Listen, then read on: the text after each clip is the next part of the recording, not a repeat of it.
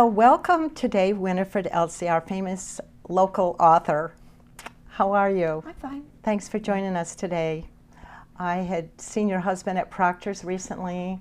I was there to watch a film, and he handed me your flyer, and I was talking about our public access filming that we do, and he said I should give you a call and contact you because you might like to promote what you're doing. So here you are today. Yes. Isn't that nice?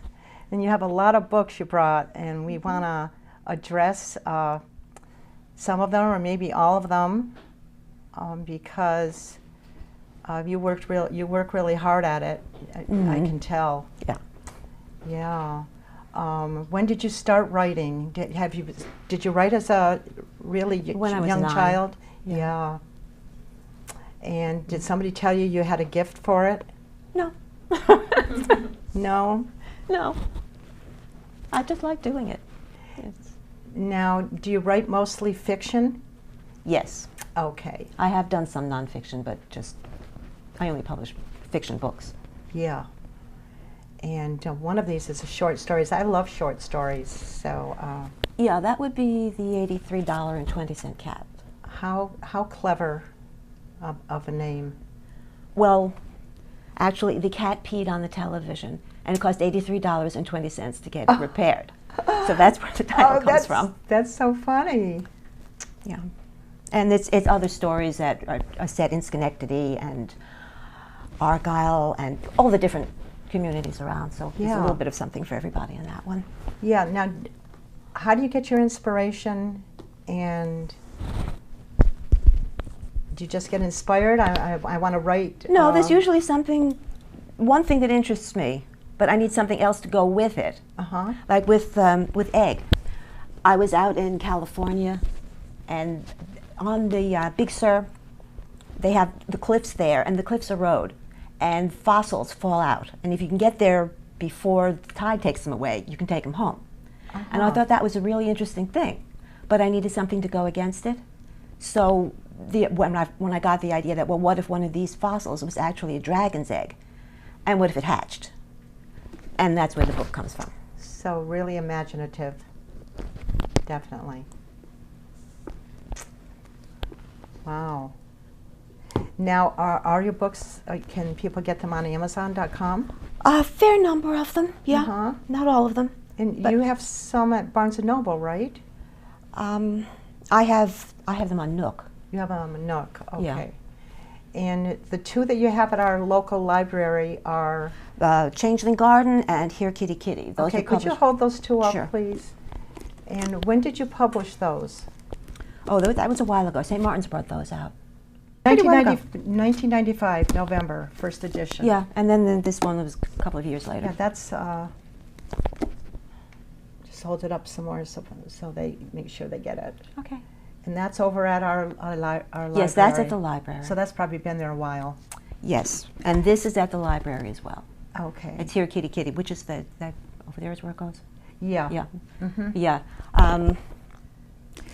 This is partly from the point of view of a woman who lives in the Adirondacks, and partly from the point of view of her cat, who goes into the past. She finds a portal to the late Ice Age, and all the animals from that time start coming through the portal. So we get saber-toothed cats and woolly mammoths and all of those things coming into the Adirondacks. Oh, wow. Are you a cat person? Do you have cats? Yes. I kind of thought you might. Cats have me, actually. Oh, they have you. Yes. You have more than one, I bet. Yeah, we have 3 indoors and 1 stray. Oh, okay. No dogs? No. No dogs. Not now. Yeah.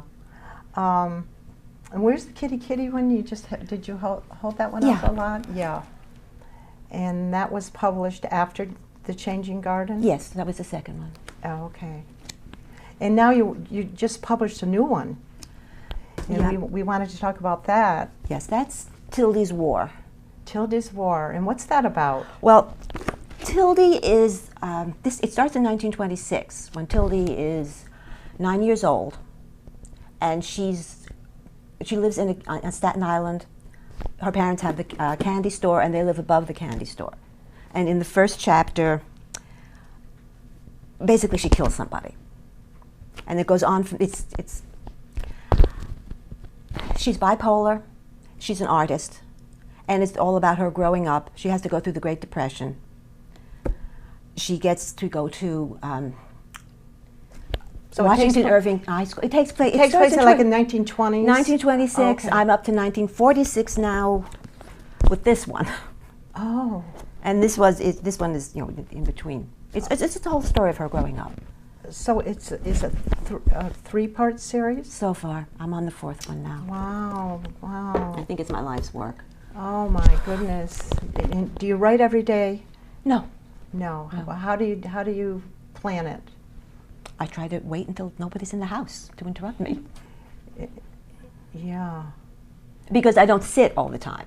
Mm-hmm. You know, I start to think about what I'm going to write, and then I get up and do something else. I'll go, you know, the laundry has to be moved ahead. But while I'm Sure. walking, it kind of frees up my mind so that ideas can get through. And then when I sit down again, I make better progress.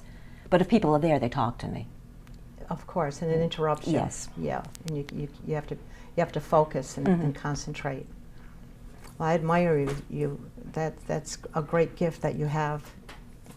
Thank you. Yes, certainly will be your legacy, won't it? Yes, I guess. Yeah, that's wonderful. Now, do you write in the morning time? Do you write in the evening? How do you During the day. During the day. Not at night, no. Do you write handwriting, or do you No. do you do a typewriter? I can't read my handwriting. I think some authors still use a typewriter because they're used to it, you know. The So computer's a lot easier. So you do it on the computer. Yeah. Mm-hmm. It's a lot easier to do the research too, because Google is right there, and if I want to know what year they started putting beer in bottles, I can find it out pretty quickly. Yeah. Now, is there a particular book here that might be particularly good for summer reading, for fun? Well, that this is is on the very beach. light reading. This is on the beach, Mm-hmm. the one with the dragons. Okay. And as for light reading and fun and short, Ghost of Proctor's Theater.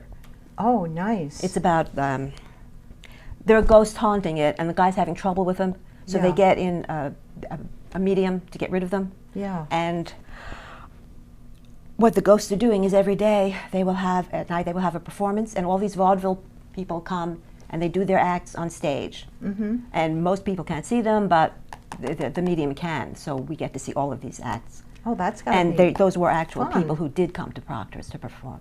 Oh my! So that would be a fun thing to do for the summer, huh? Yes, yeah. Yeah. And what was the other one? Maybe the short story book, possibly. Yes, it's here somewhere. Yes. Yeah. Yeah, that's short. Mm-hmm. Oh, I love the title. That's my cat. Yeah. Is that an actual cat that you've had? This cat, yeah. Okay. Yes. Miranda Wow. took the picture. Oh, It was very difficult, nice and she Miranda. photoshopped it and gave it feet where it didn't have them. Miranda's My Winifred's daughter. and she's here today. Yeah. Hi, Winifred. It's daughter. Wow, that's really exciting. Now, have you taken writing classes? I took one in college. If someone has a bent for writing, what would you advise them to do? Right. Just keep writing. And no, go to a writer's group. Okay. Find one that's working on your level, and you can get feedback from them. Now, are there a lot of writers groups around here? Well, I have one in Albany. Okay. Uh, What is it called?